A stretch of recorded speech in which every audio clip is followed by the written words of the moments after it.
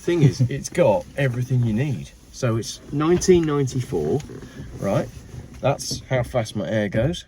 I've got variable temperature each side, where the air goes, heated mirrors and rear screen, mile per gallon and readout, sunroof. Don't need anything else. No, exactly. Got your hazards. I'm just really comfortable in cars of this age. Yes, I don't blame you. Yeah. So in the end, I'm hoping to go and buy this Porsche, which is exactly 20 years old. Hang on a second. I want to tell that story. Oh, go on then. Can we do that? Yeah. Ladies and gentlemen, this is Mike. If I say your surname on my channel, does my channel immediately get deleted? Oh, hopefully not. Probably does. This is Mike, ladies and gentlemen. Hello. You can work out who he is and what he's done and what he's been up to. We're not really going to talk about any of that. No, conspiracy theorist, that's who I am. You're just a conspiracy theorist. Mad conspiracy theorist.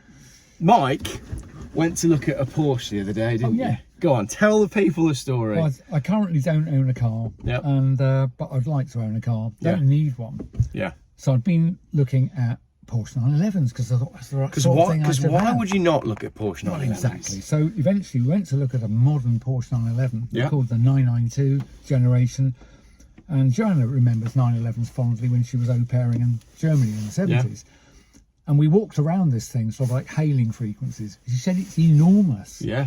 And I got inside it and I thought, I can't drive this. It's as wide as a transit van. I'm always shocked how big the new ones are. So they're enormous, beautiful. And it's a clever piece of engineering. It's beautiful. And, but it's too big, it's too wide, it's too heavy, it's too fast. Yeah. And it's too everything. Yeah. So I got you said home. It's 400 something? I think it's about 400. It might even be more than that. It was a GTS, so it was close to 500 horsepower, something like that. And I thought, I wouldn't even trust myself to drive it. You know? But I was so disappointed, and I thought, I'll go and look at older cars. And I came across there's a firm, I won't mention them, but it's basically a firm that specialises in the older ones, 996, 997. And so within a few hours, I'd found a low mileage 20-year-old one, which I'm hoping I'm going to buy. There you go. Because it's just dinky. Yeah. It's actually quite small. It's actually probably only 6 inches shorter and 2 inches narrower. Yeah. And then 200 kilos lighter. Yeah. And it's all the car I need. It is, and it will be. And it's like this. Well, it's not a dissimilar age. So this is, I mean, it's 10 years newer than this. But if you're looking at a 996 from 2004-ish, but I just love that you went to a showroom to go and look at a new Porsche. And thought, nah, not for me. No, and end up on something that's 20 years old. No, I realised it wouldn't matter which ones I looked at because the basic footprint is too big for me. Yeah. So I could get it in the garage, but it'd be a pinch. But also, I think I would not enjoy driving it. Yeah. Because every time you're going down like an English B road, imagine the big vehicle coming the other way. Yeah. I'd be like, they are wide. I'd be off the brakes. I'd be crawling past. I want to scratch it in the bushes. But something a bit narrower, and also is a bit older. And also, if I scratch it, I scratch it. You've got motorbikes as well. I do have motorbikes. I'm very lucky. I'm one of the very rare people who was lucky enough when I had bikes from 17 until 22. That was the only thing I got around on. I didn't bother with cars till then.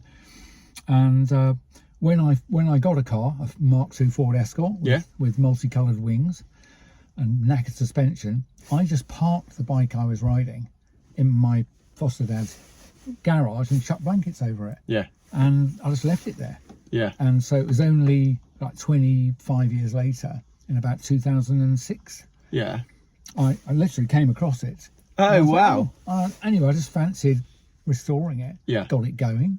And over a series of several years, I've got it. It's nice. It's at least as nice as when I bought it now. What is it? It's a one owner, so a Suzuki GT380. Nice. And in fact, on YouTube, my ID is GT380 Man. Yeah. That's me. So, and then I later bought the big bike, the 750, which was the water-cooled granddaddy or the daddy of the day. Yeah. But I'd never been able to afford one. But I see people like going past on this thing. Yeah. And so I bought someone else's incomplete project in 2009 and made that really nice. Yeah. And that's the sort of thing I could win a show if I could be bothered to go to a show. And it's brought me into touch with loads of lovely ladies and gentlemen of a certain age. Yeah. They're usually like 60 to 70 and rode those things like I did as a kid and still ride them now. Yeah. So a couple of years ago I went to one in North Lincolnshire and there were like 50 people all buzzing across the moors in these 1970s bikes. Brilliant. It's fantastic. And I'm a very hands-on mechanic. I can tell from talking to you. I had to send out the chroming and the paint, but when it comes to stripping and rebuilding engines and gearboxes, I'm of the generation that can do that, and I like having a shed full of tools and my own vise and drills and stuff like that. It's good fun. We were just saying how people generally don't do that sort of stuff these days. No. It is a sadness. I've got 2 daughters in their late 20s, early 30s, and I love them to death. But I'm sad that there are no males interested in tools or mechanics or in my life. Yeah. I've got 2 grandsons, but they're like 3 and 5. But yeah, it's your job to teach them then, isn't it? the current young men around are not interested. Yeah. They don't even know what a torque wrench is. Yeah. It's like, I'm of an age where my then girlfriend, my wife now, almost 40 years, she bought me a torque wrench for my birthday. Yeah. And I was unbelievably delighted. I still got it. Proper gift. It is. She knew that's what I wanted. And I've still got the first set of cheap Halfords sockets because, again, a relative bought me those because I didn't have any tools. Yeah. And so I got that when I was 17. Brilliant. There's a couple of missing ones, but, So, it's looked after. I do. I like tinkering. Yeah. And I've often said in interviews that if I wasn't doing all this nonsense, I'd be fettling things and riding more.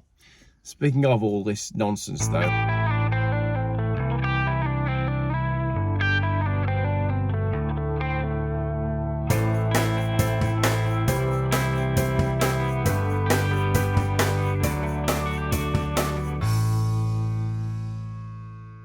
But we'll be ready for it. We will be, exactly. So but there you go. So a couple of complete lunatic conspiracy theorists together in the same old Volvo. Let's finish with a game of Top Trumps. Absolutely. German cars, right?